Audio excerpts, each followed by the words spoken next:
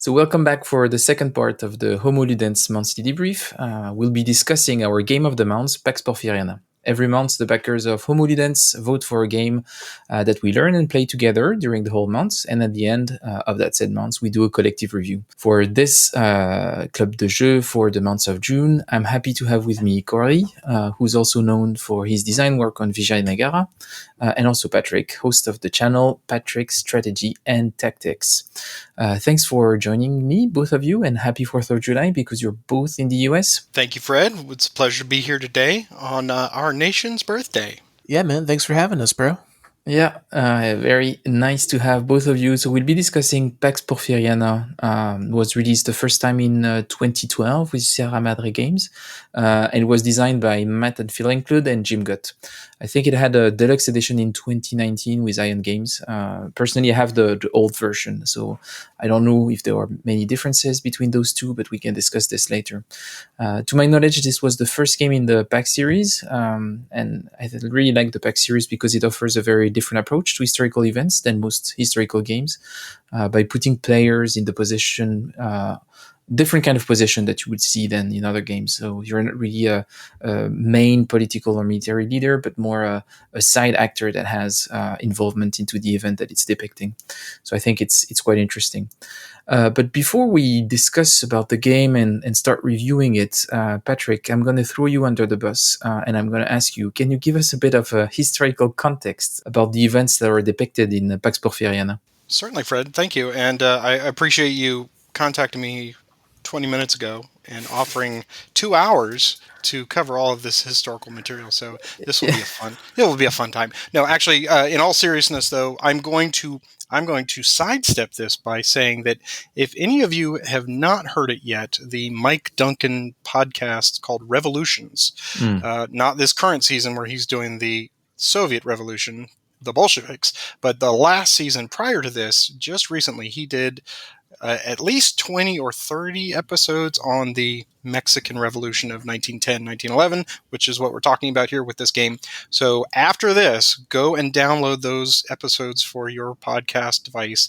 You will not be sorry, because I'm going to do the worst job trying to summarize what he does deep scholarly research and analysis of. So I will give you the high points here. Essentially, the game Pax Porfiriana is built around the presidency, the long-standing presidency of Porfirio Díaz, which was a period of time in Mexico known as the Porfiriato, and it is roughly from his first coup in 1876 all the way up to his toppling in a revolution that began in 1910 and ran through at least a decade of time. So the game is simulating the period of around the early 20th century. In all of Mexico, in all aspects. Now, the Porfiriato was marked by a time of, if you'll pardon the pun, revolutionary and dramatic change and shift and growth in the state of Mexico from their period of time when they were a French holding under Maximilian, to the rise of a series of generals and military leaders, finally to Porfirio Díaz himself, who ran the country in what is considered a soft dictatorship, because it was marked by a liberal intelligentsia that ran all of this. Now, it was run mostly from the urban centers, of course, because that's where the power was held. But it's a dramatic change in foreign investment, the growth of large landholdings in haciendados, which are part of the game itself. And we also see all of these social pressures that we see in many revolutions, but true here in Mexico as well, because the attempt by Diaz during all of those years was to inflict structure and order upon the Mexican state by calling in foreign investments. Because of the United States' close proximity, there was a large infusion of capital, but with that capital came a lot of private ownership that would cause the lower classes, the indigenous peoples, the mestizos of Mexico, all of the very impoverished working class would be put upon, because the wealthy were getting wealthier. And all of these pressures finally amounted to a revolutionary class that decided that the liberal plan of rulership, where it was all centralized in around Mexico City and ruled from there, was not going to feed the peasants. There was also a large period of landholding that would change, where they would nationalize large tracts of land and then try to redistribute it. But it was never, ever really getting all the way down to the poorest classes.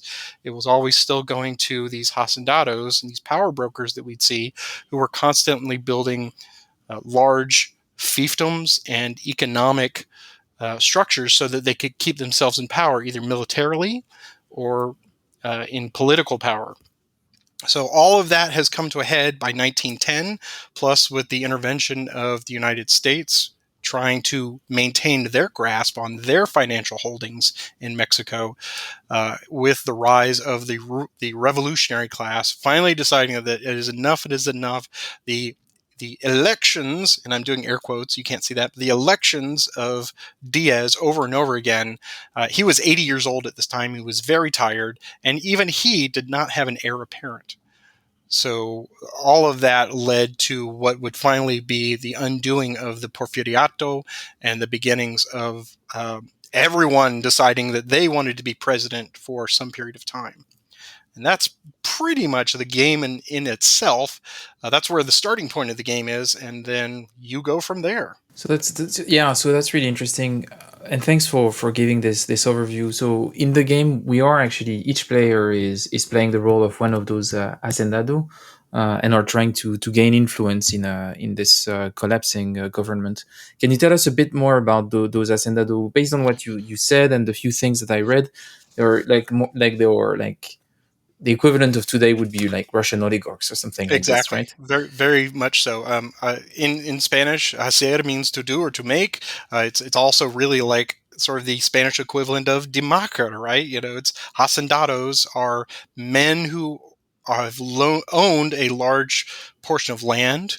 They own haciendas, but that term came to grow out to being any sort of wealthy oligarch, as you said. And the six that are represented in the game cover the entire spectrum, from a military where you have Bernardo Reyes, who was a loyalist general under Diaz, to Carranza, who was sort of that shadowy power broker who was working the legislative side because he was a senator. We have Madero, who is a wealthy hacendado in his own, but he understands the plight of the lower classes. So he is trying to help with this revolutionary reform to make it more equitable for all of the peasant class. We have Orozco, who is just sort of he's up from Chihuahua, and he's just he's a power broker in that state, but he was a loud voice. And then we have Reyes, or Terrazas, who is a large cattle baron from that area up in the northern parts. And when you owned lots of land, you had a say in the government. And then the one that's a representative of the Americans is Boss Shepherd. I mean, the very name, the nickname Boss, we know what that means. He is a railroad magnate who was attempting to own as much of Mexico as he could for his particular railroad leanings. And thanks for that overview, because I feel like it really gives the whole context of the game. And you went into details into the different hacendado, and it's interesting because when you were describing it, you can see that each of the hacendado has a specific bonus, and it reflects a bit what you were saying about them. So that's super interesting. Maybe just to conclude for that historical context. So you mentioned the Revolution podcast that did something on the Mexican Revolution. Is there any reading recommendation or any other media that comes to mind for that period of time?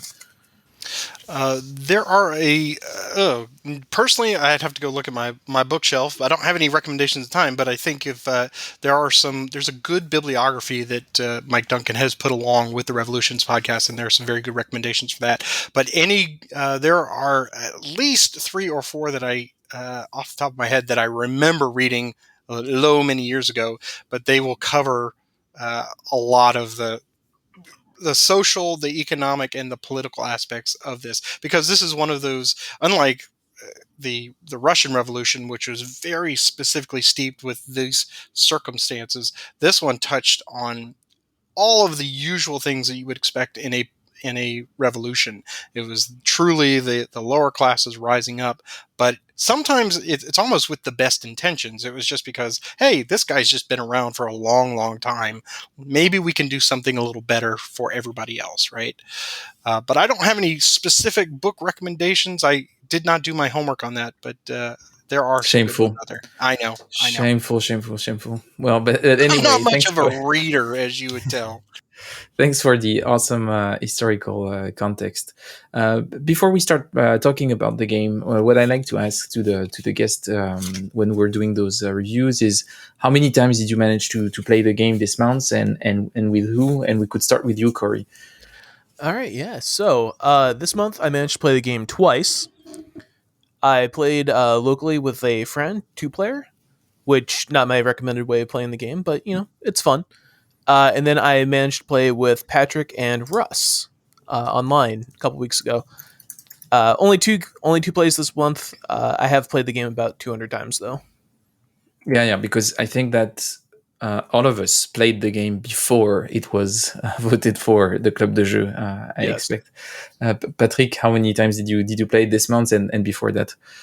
I also have played it twice this month. I had the game with Russ and Corey, which was great because the yukata implementation of it just makes it so easy to Mm. have a pickup game.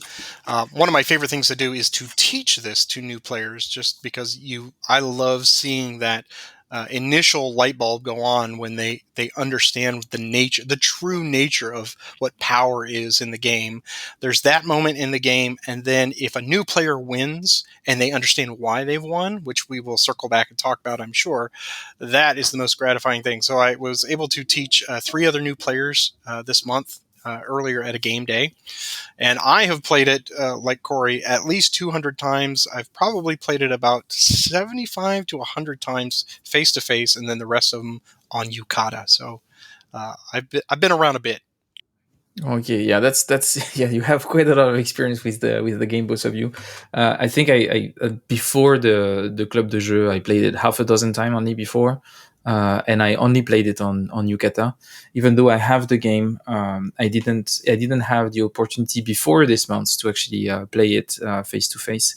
And the good thing is that because it was voted club for the game of the month in June, I had the opportunity to play it twice, and I could play it at my wargame club in London, so the Cardboard Emperor Club that I attend most Wednesday, and I actually met with some backers from Homoludens there, so we had 2 games in a row, and we could play the physical copy for at least for me was the first time, so that was great, but didn't play it 200 times unfortunately.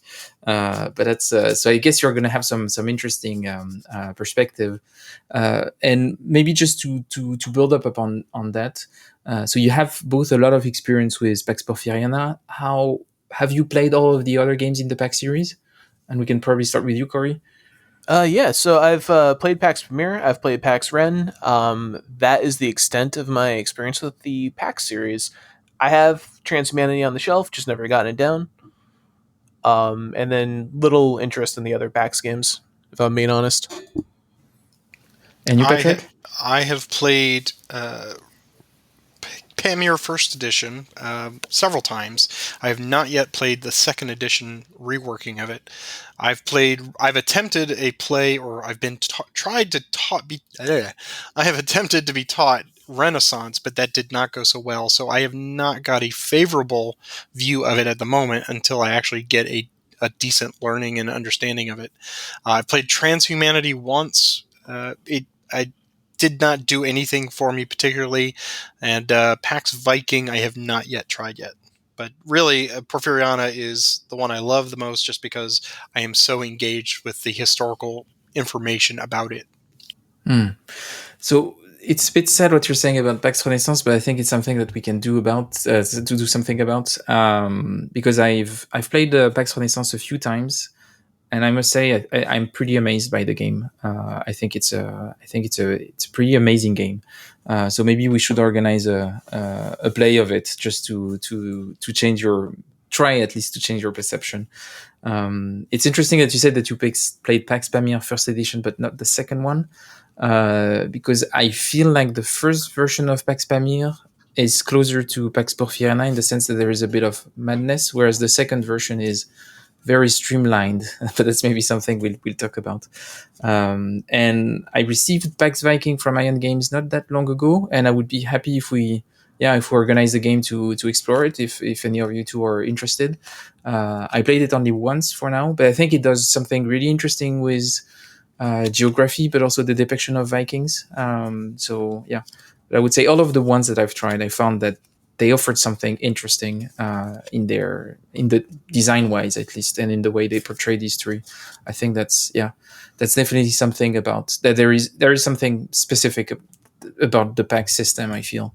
But there is one question that I had also for you, just regarding your experience.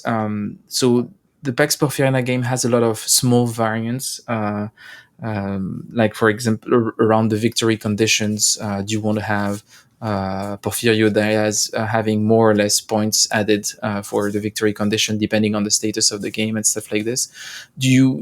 Is there for you, and we can start with you, Patrick, an ideal set of variant that you should use to play the game, or should you play the vanilla version of the game? What do you think?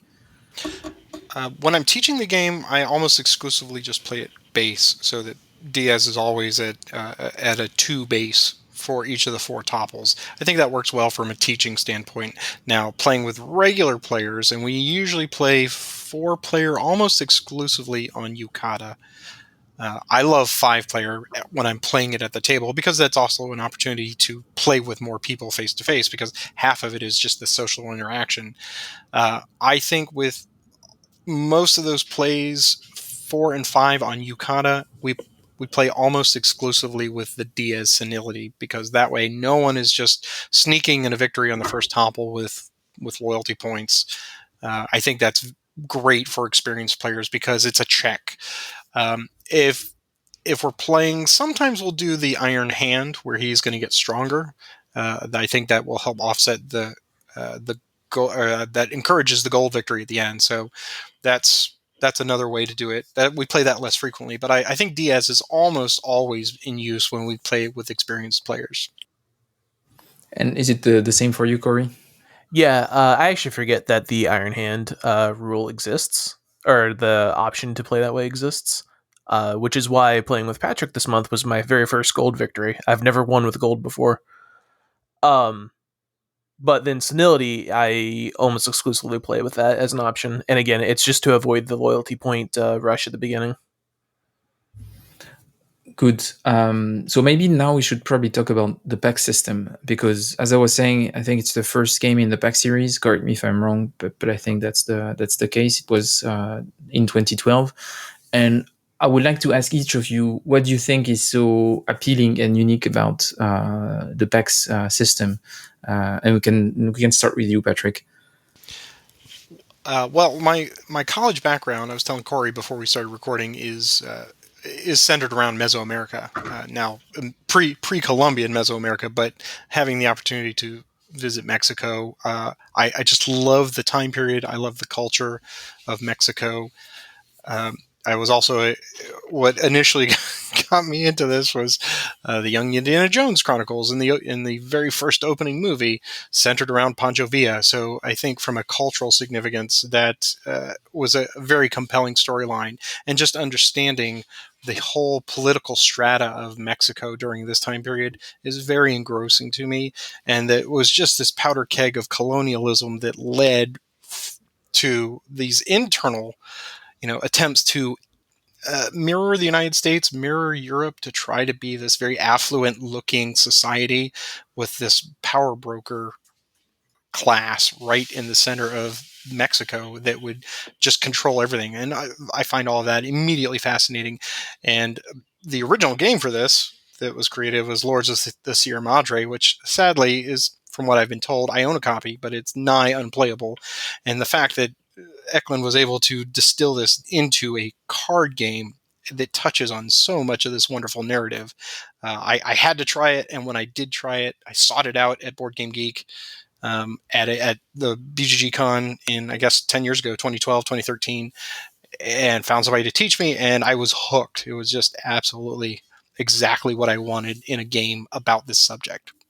And is it the fact that it relies on cards? You think that it's depicting so many different levels of interaction or layers of the same problem, different angles? Is it this part that excites you the most? Yeah, I think I'm inclined mostly to enjoy the variability of card-driven games in their various forms, but there's so much, and some people complain, of course, that there's so much detail and so much busyness on the cards, but there's just so much that you can learn about it, and each card really does reflect what it is attempting to construct in a gaming situation, and it does change the environment from moment to moment to moment from all the players.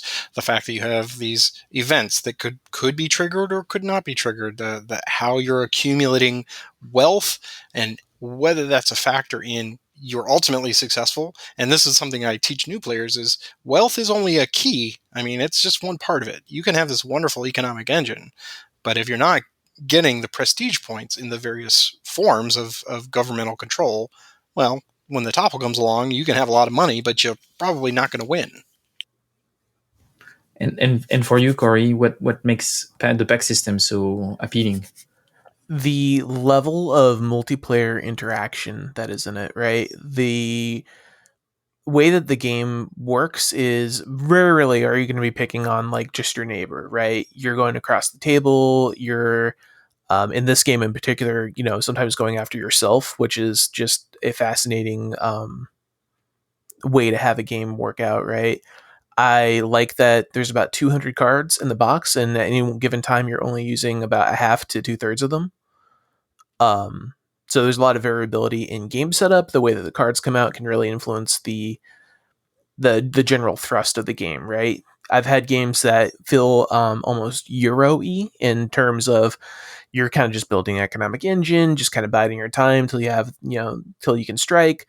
Or I've had games that are incredibly, I would call them stabby, right? Where any card that goes down in your tableau is immediately being yeeted out of the game by another player, and you're doing the same to them. And it's a very fascinating, engaging game because of that. Yeah, I think it's interesting what you're saying. It's true that each time I played, and it's not only the Pax Porfiriana, but it's true also for other Pax games, that because of the diversity of which cards are going to be in the game, when they are going to come up, it feels like, and depending on who's sitting at the table, that games can go widely differently within the same system, which I find quite interesting. Do you think it can also be seen as a disadvantage, or for you is it a pure benefit, Corey? For me, it's a pure benefit. I would understand if someone else didn't like that, but I like that level of variability in my games.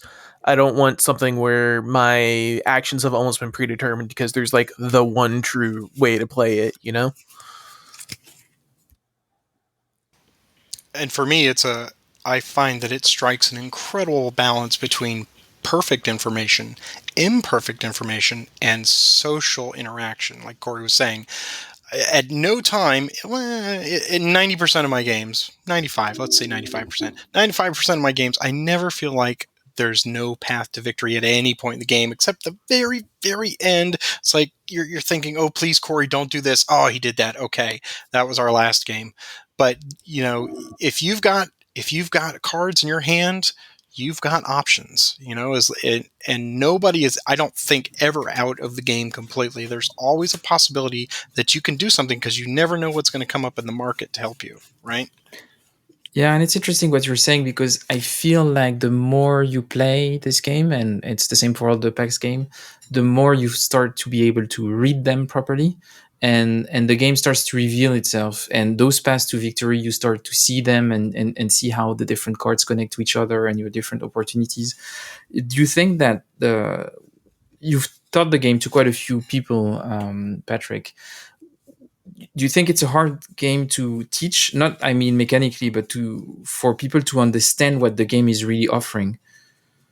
I think that a lot of people come to the table enthused, but a little apprehensive because they see this array of cards out there with all of the information. One of the simple things you can do when you're teaching the new player is to, for example, if I'm I've got all the new players on one side of the table, I will turn all the cards so they can constantly be reading them in as related to their field of vision. So because I can see them, I know what that card is, so I recognize them. But for them, trying to process all of the possibilities of these cards is fairly overwhelming. So you just have to take them through steps.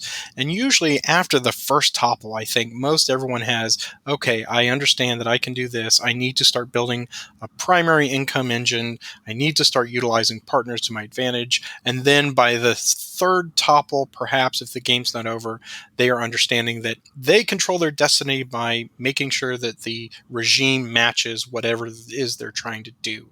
So yeah, there's a little bit of a learning curve. I'm not going to say it's steep, but it's a heavy incline.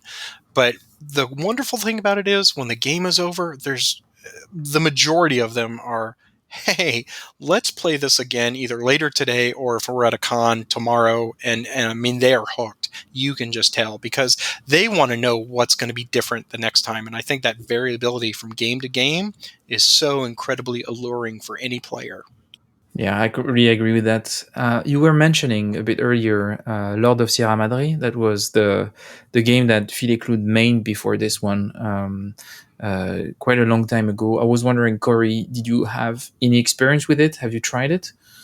No, one of someone that I was recently interacting with on the Homo Ludens server sent me the print and play files for it, and I took a look at them. But that's all. It looks fascinating.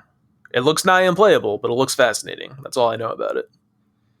And you, Patrick, you said that you managed to get a copy, but you didn't manage to play the game yet, right? I have not. It is like Corey was saying. It's when you lay out some of the pieces, they're adorable in their roughness because it's almost one step above a print and play.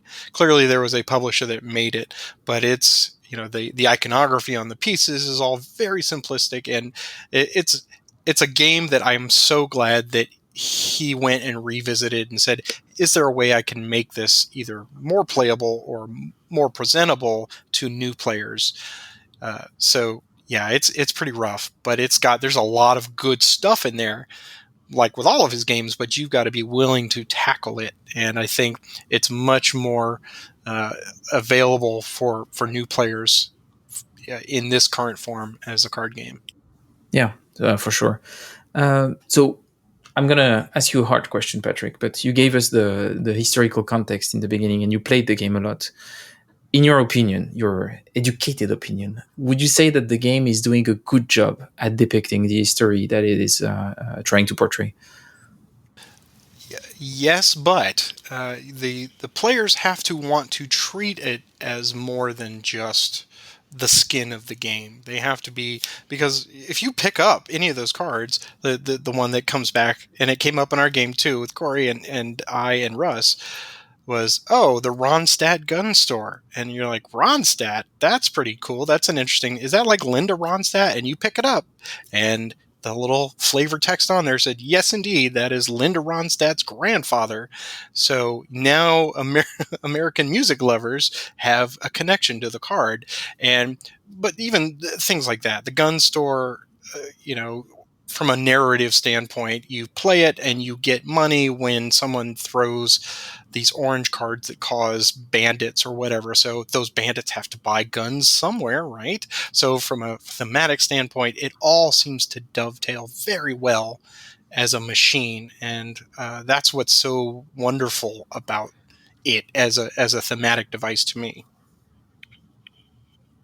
And for you, Corey, I don't know how much you knew about the history before, but how do you feel the game is doing a good job or not at depicting it? Yeah, so I actually knew a fair amount of the history. I live in the region, and it's near and dear to my heart. Um, as far as depicting it, I think both from like a thematic standpoint of using the history to inform the game choices, it does an excellent job. And then going the opposite way, actually, displaying the history, like showing the history there, it doesn't necessarily do a good job of beat by beat, blow by blow showing the history. Just because of the kind of game it is, that's not how this is going to happen, right? Same could be said of like coin games or anything else. It does an amazing job, I think, of showing the actors the actions that they could take, what was happening, and the kind of chaos that reigned. And make no mistake, like the Mexican Revolution was a incredibly chaotic time. The way it panned out in the end is not how it had to end. Right? They could have gone any number of ways. Yeah, and I think that's something that the game shows really well is how all of the possibilities are here on the table. Because just for the people who haven't played the game, you basically have 4 different regimes that you can be in, and when the topple comes in, you're going to want different kinds of victory points. So you've got anarchy, and if the regime is anarchy, you want to have more revolutionary clout. If it's Pax Porfiriana itself, you want to have more loyalty to the regime, like, and you become, I guess, an heir to Porfirio Díaz. Martial law, it's going to be what is it going to be? Command points, I think, if I Command, remember. yes. Yeah, and U.S. intervention, that's going to be the outrage. Yeah, so I think that shows already something like the different victory condition, different depending on the different situation. I think is interesting, and most of the cards are also like very thematics and everything. It just had a few moments here and there, and I would like to have your opinion. I remember that I think there is a card for the Mexican Communist Party, which I was a bit surprised by because I thought it was a bit out of the scope of the event, because I guess that the Mexican Communist Party cannot really appear before 1917, and I don't know when it was created, but so that's the first thing, and I guess probably the card depicts something else wider than this. And the other card that also struck my where I was a bit surprised by it was the U.S. Attorney's Office that makes you nationalize a U.S. enterprise, and I had a hard time connecting in my brain how the U.S. Attorney Office would nationalize a U.S. enterprise. I was a bit confused, but do you think that there are a few oddities here and there that will be a bit weird, or taken in the widened context of the game, it does make sense? Well, to go back to what you were saying earlier about as a learning device, it's not. Corey articulated this was that it's not a beat to beat to beat. There's no temporal line to this. It is a large bowl of things and ideas that were this 10-year period from 1910 to 1920. So you are going to have, and it's also not in a vacuum either, right? It's not just Mexico. The wonderful news headlines, which a lot of people, new players, will kind of just let them just go.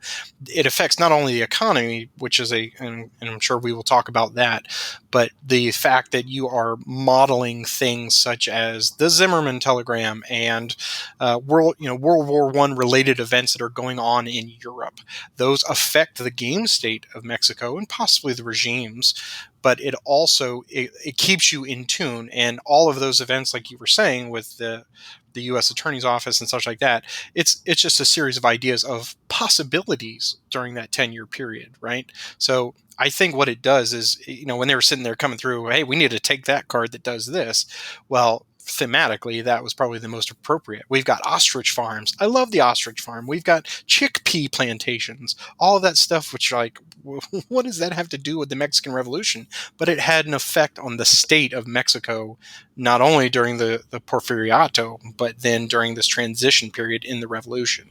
Yeah, it's really interesting what you're saying about the event, because I think that when you're in the game, especially when you're learning, you're not really paying attention to how much theme they're bringing, and as you say, this external perspective showing that what's happening in the game is not happening in the vacuum. And you've got the Spanish influenza that is also a good example and everything.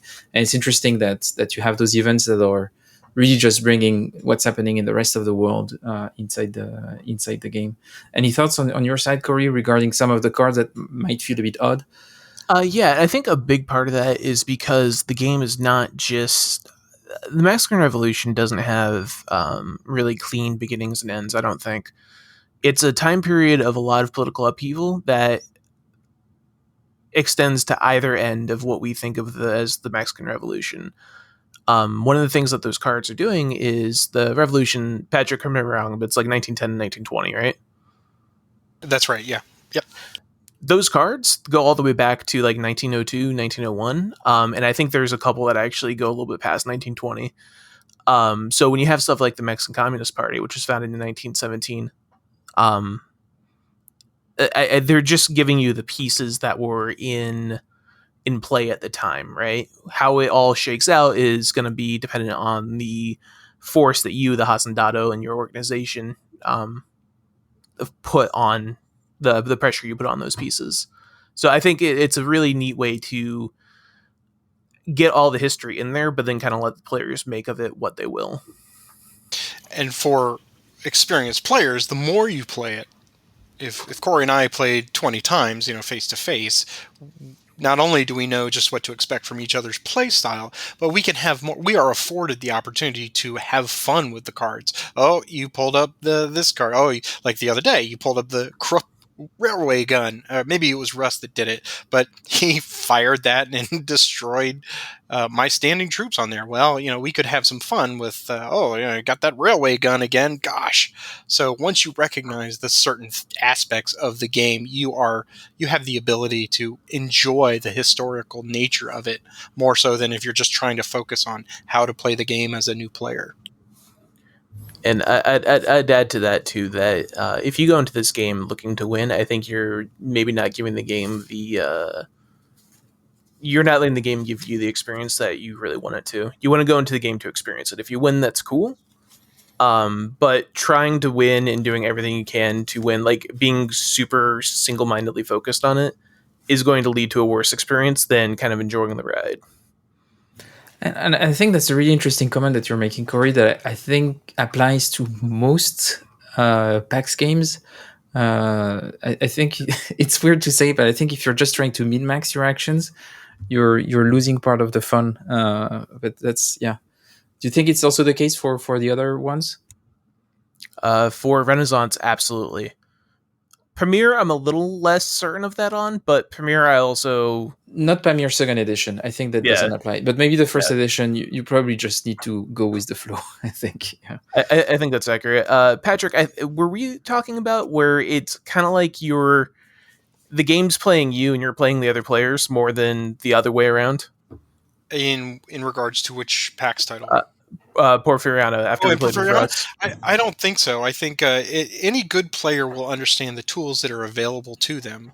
Obviously not in the first game because you're still pulling levers. But after a while, you are recognizing the general nature of these are partners, these are enterprises, these are the tools that I have to make things work. And as I pointed out to Russ, you could potentially win a game with no enterprises. You can leech money off of other people's connections and partners and whatnot. So there's money to be made out there if you're willing to try different things. And I think that rewards players who are willing to experiment in the game. So I find that's less that it's playing you because you do have to adapt, but there's never a point where you are just on rails and only doing what the game wants you to do.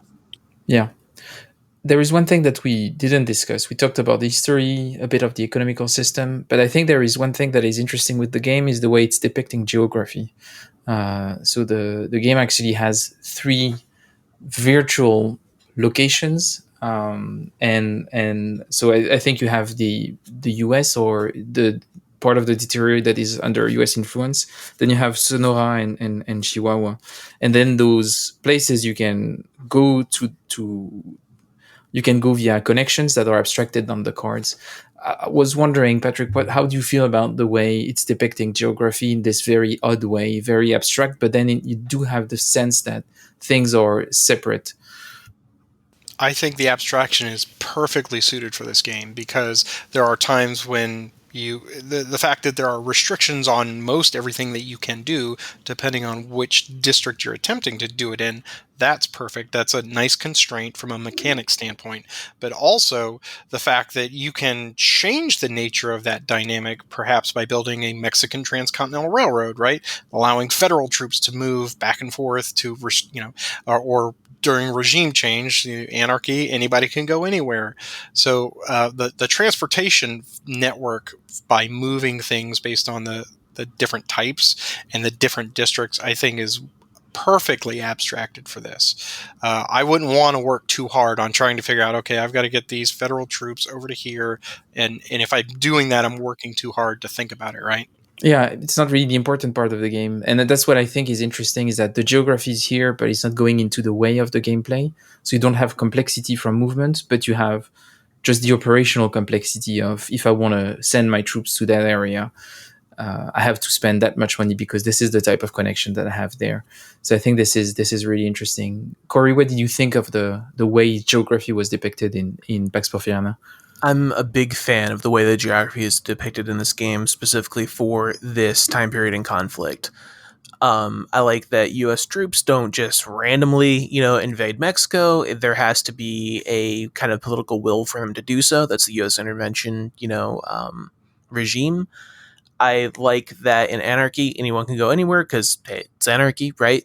I like the way that the limitations were handled, and then the way that the geography is handled, both via like connections connecting to like things, and then the difference between Sonora and Chihuahua is incredibly just thoughtful, right? It's taken into account the actual like lay of the land as it was during the time and the various logistical means of moving around and getting it out of the player's way. It's still there, it's still accounted for, it's modeled, but it's not something that's just staring you in the face. I don't have like a line of brown hexes. It's like, oh, can't pass these until, turn 7, right? I really like that I did that. Yeah, that's a really good point. That's a really good point. And for the most part, Chihuahua and Sonora, large parts of those areas of northern Mexico are pretty desolate. So the parts that Mexico did not develop as plantations or rail connections or whatever logistical locations, they are, I think the abstraction works pretty well because they don't want to be in those spaces. They want to be to the southern lands or up into as close to the United States border as possible because that's where all of the urban centers and connections were built around. So we are already at 40 minutes. I was thinking, if you do, you guys have anything to add, or should we go into the final micro review for each of us? I don't know if this belongs in this spot or in the final review, but if you want to talk about the one aspect of this game that I love more than anything is the fact that more than any other game, it makes me and other players think. Just take a moment, look around the table, look at the board, and you can make choices. It really does just reward. All right, take a minute. If I get this, it's not analysis paralysis. This is unlike analysis paralysis to me. I have played with players that take it a little too far and take too long, but this is a very quick game for the most part. You can finish a game in 90 minutes to 2 hours, but more than any other game, this one makes me look and go, okay, this is my current state. If I do this, what are the ramifications? If I buy that card, can I do this? And I find, unlike chess, I can look 3 or 4 turns ahead and go, okay, if I do this and they don't do that, then I can win on these conditions. And I love that about this game. Mm. And you, Corey, any last thoughts before we go into our final thoughts? There is no game that makes me feel quite as conniving and tricksy and feel the skullduggery of being a true political operative in an environment where political violence is one of your main tools, like this game does. Something that the game allows you to do is you can literally assassinate your hacendado to get ahead in the game, and that just it's a wonderful feeling of, we're talking about pulling levers, right? This is a game where every lever is exposed to you. There's not a whole lot that's sacrosanct in the game, and I love that. Yeah, it's really very open in that regard. Good, but I think that was an excellent discussion. So thanks for that. So what I'm going to ask for you is just in a minute or so, just do a micro review, what you like, maybe not so not like that much about the game, and give it a rank out of 10. And we can start with you, Patrick. I'm on the spot. Well, I will just say that for all the reasons articulated previously, from the historical nature to the gameplay, the way that the cards drive the mechanics of the game, to Corey's absolute description of skullduggery, I love being a power broker in this game. It turns on a side of my brain that that I don't normally, in other Euro games, I can't understand. I need to get these 4 cubes into this widget to do whatever.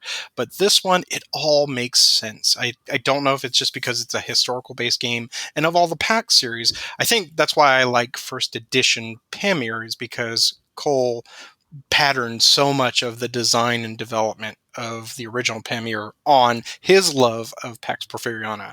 And that's why when he and I play, we just have such a good time, because we get the game, right? It's not just pulling levers. There's a thematic element and a desire to try to play your best game because of these historical forces. And for me, that's a 10 out of a 10 game right there. Well, that sounds like a great review. Thanks, Patrick. And for you, Corey? Yeah, so I mean, I'm going to start off with my rating. I'd give this game a 10 out of 10 as well. This is, one of my top 5 games of all time. I will never hesitate to pull this out, show people it. It's not completely perfect to me, right? No game is ever going to be, but I can't really point to anything other than occasionally the mix of cards is going to lead to a suboptimal game, right? But it's tight where it needs to be tight. It's loose where it needs to be loose. Its theme and mechanics just mesh together beautifully. It is incredibly thoughtful in a lot of pieces of design where you're like, huh, I wonder why that is. And you think about it for a little bit and you're like, oh, that makes perfect sense. Connections in the game are a lot like that. I really cannot say enough good things about this game. I think it's amazing.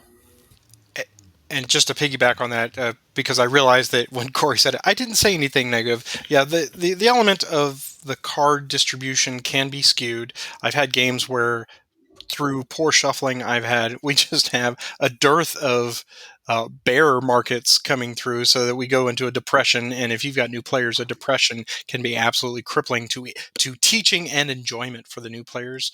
So that's a factor that is one negative element to it that you either have to allot for or balance out.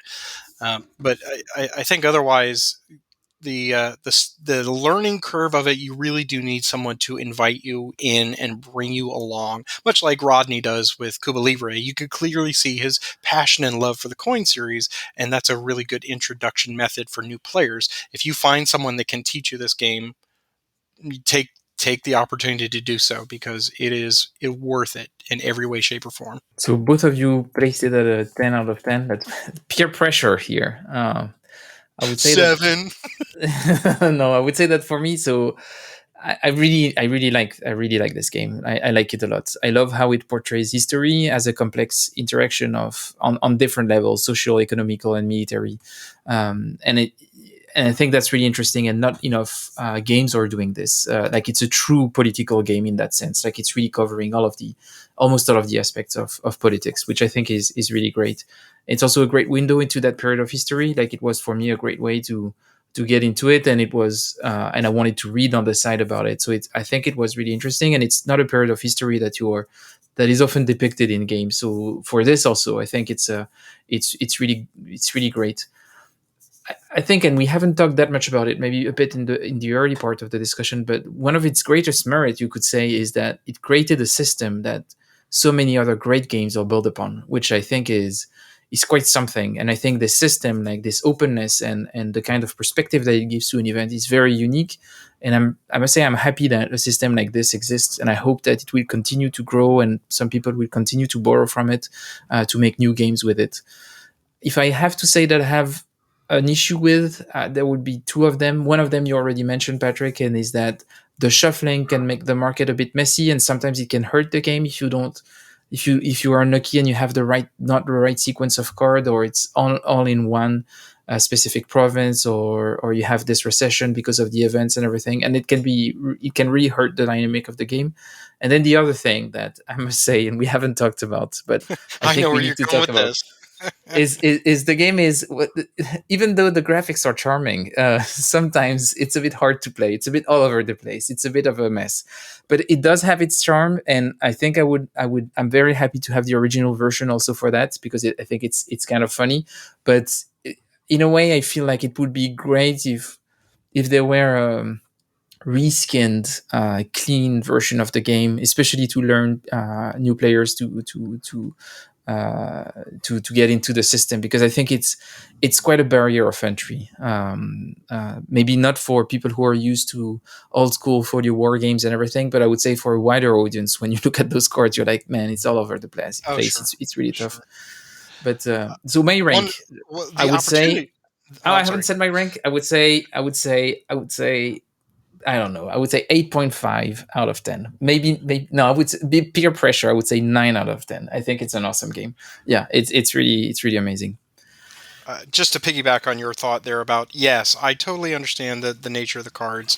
They are ugly, but if you are looking at it as an opportunity, what I have seen several times now is people saying, I'm going to redesign these cards, and they jump on it as an incentive to try, and they've come up with some interesting designs. So, more power to them. If you want to go through 200 cards and redesign them in a better framework that helps you understand the game better, do it. That is a wonderful opportunity to seize.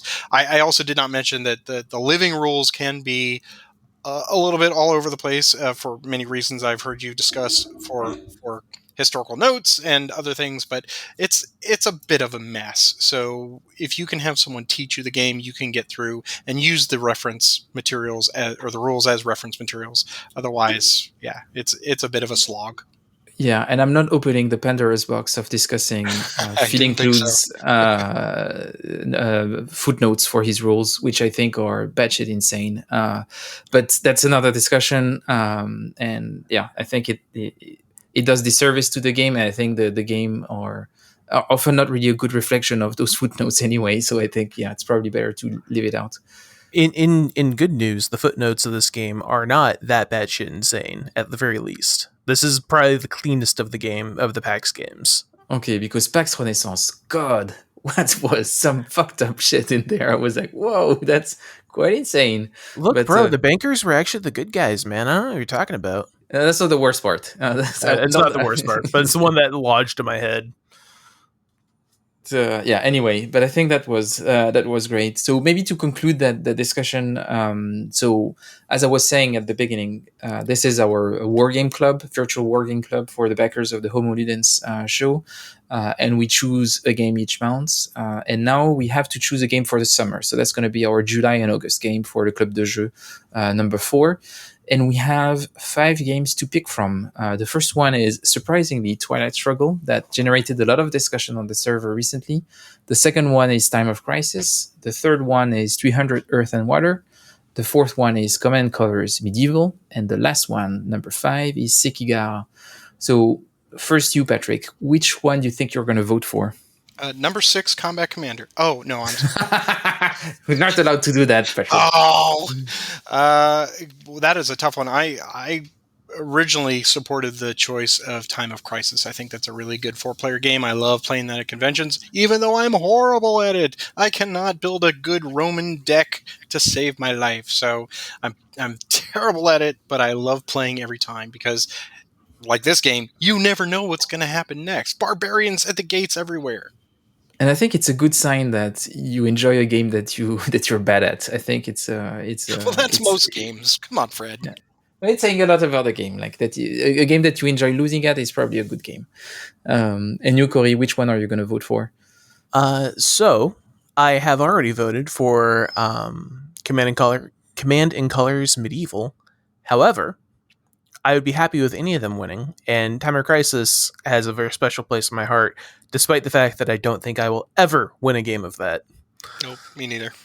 You guys just need to play against me. That's the thing. There is always this thing, like I think it was for Washington's War, people saying, "Oh, it's impossible to lose with the British." And it's like, yeah, just need to play against me. I can lose for you. So that's I can do it. I can do it. I can lose with any faction in any game. So that's, if you need to win a game, just reach out. I haven't decided which one I'm going to vote for, so I might do what I usually do and vote for multiple games, even though I'm not allowed. But you got to put your finger to the wind and go, which one is the popular one? I think I will keep my vote for the end, just to maybe cut remove a tie or something. So I will say 300's pretty much winning right now. Oh, I don't. So the thing with 300 is I have a very selfish approach to the Club de Jeu. I like when the Club de Jeu is forcing me to play a game that either is on my shelf of shame or that I feel I haven't played enough. The problem with 300 Earth and Water is that I think I played it 50 times already. And I'm always happy to play it, don't get me wrong, but I would like if the Club de Jeu could push me to play maybe Command and Colors Medieval a bit more, or Time of Crisis a bit more. 300 I would be a bit sad, but the good thing is that I could learn anyone to how to play the game quite easily. So yeah, we'll see. So you're saying that 300 is winning? I need to check By that. like a long shot, double No. the next closest. No, you're teasing right now. It's got 9 votes. Oh, for fuck's sake, you're right. That's insane. How did it get 9 votes? Who did that? Oh God. The good thing also about the Club de Jeu is that Luis is always cheating because he's the one controlling the votes and the nominations, and he might end up with a funny reason that 300 didn't win if he doesn't want to play it. So we'll see. Nothing is ever done. So we'll see about that. But Patrick, Corey, it was awesome to have you to discuss Pax Porfiriana this month. We'll see what games win for our summer Club de Jeu. And we'll talk to our listeners in a couple of months to debrief. I would like to thank everyone for listening. Remember that if you want to join the Homoludens Discord server, you can back me on Coffee. Remember, there's also a YouTube show that you can watch videos on, and we have great videos over there. So I also recommend that you subscribe to the YouTube show. And thanks, everyone. Have a good summer, and speak soon.